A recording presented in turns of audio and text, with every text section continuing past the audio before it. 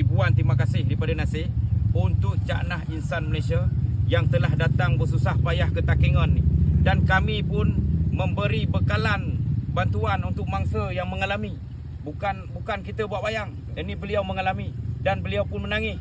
Jadi dengan kerana ni kami pun ada sebahagian kami bagi per orang, ada sebahagian kami longgok di posko di tempat keramaian. Ya, kenapa kita cakap macam ni? Bermakna ini sangat membutuhkan hulur tangan tuan-tuan dan puan-puan.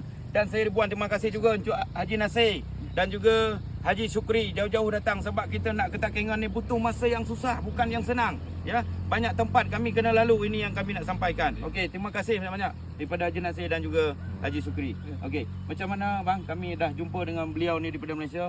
Macam mana perasaan abang ni bang? Tak tergambar. Haru.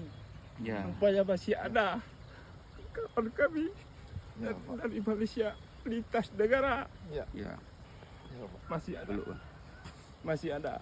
Itu saja. Ini hal yang kecil di mata orang yang sehat, tapi bagi kami ini adalah yang paling penting.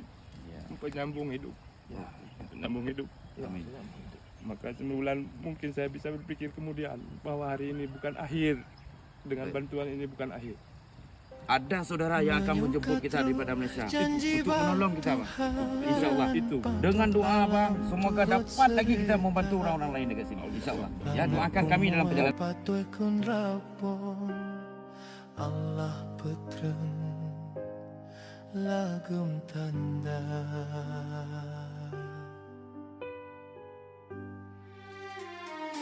Imegulong ombak raya jiek tegahan pataplu kalam rate nu manusia lepah tegah hanpat bila.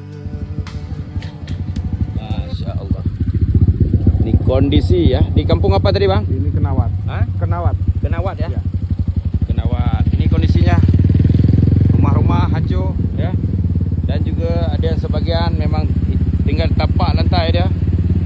Ya, ini kondisi dia. Dan kami mungkin ke depan lagi sikit ya. Okey je lah. Mana juga. Okey kita. Ini apa namanya bang? Ini Kenawat. Kenawat ya. Okey guys, ini nama kampung dia Kenawat ya. Ini kondisi kerusakan yang kita dapat tengok, bermakna tak tahu berapa puluh biji rumah yang hancur dekat sini. Jadi yang kita faham dekat sini memang teruk ya. Ini port yang kita lalu dan juga kita faham kondisi dekat sini memang sangat memerlukan ya